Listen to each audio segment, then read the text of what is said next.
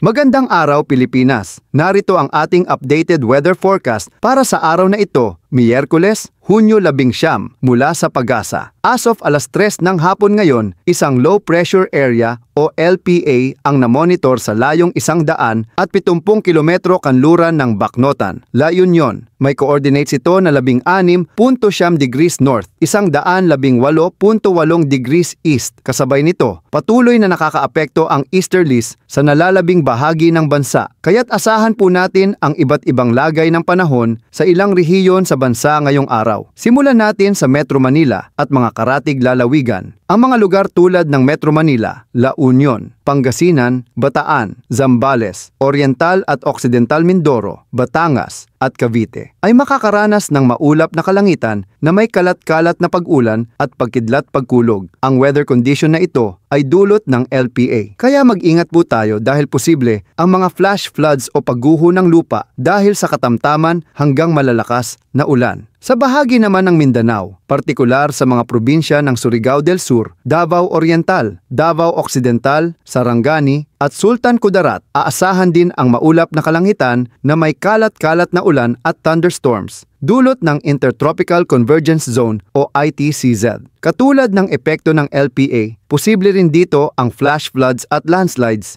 sa oras ng matitinding pag-ulan. Samantala, sa nalalabing bahagi ng bansa, kabilang na ang ibang parte ng Luzon at Visayas, makakaranas naman ng bahagyang maulap hanggang maulap na kalangitan na may mga panakanakang ulan o thunderstorms. Ito ay dahil sa umiiral pa rin na easterlies. Kahit hindi kasing intense ng LPA o ITCZ, posible pa rin ang localized na pagbaha or landslides kapag malalakas ang thunderstorm, kaya't patuloy pa ring mag-ingat. Tungkol naman sa lagay ng hangin at karagatan, para sa mga kababayan nating nasa baybaying dagat o lalayag ngayong araw, ang hangin sa Palawan ay magiging banayad hanggang katamtaman ang lakas, mula southeast hanggang south ang direksyon. Asahan din ang banayad hanggang katamtamang pag-alon ng karagatan na may taas na 0.6 hanggang 1.5 metro. Sa nalalabing bahagi ng bansa, kabilang ang mga isla sa Visayas at Mindanao, ang ihip ng hangin ay light to moderate mula east hanggang southeast na may katulad ding kalagayan ng karagatan. Slight to moderate nasa 0.6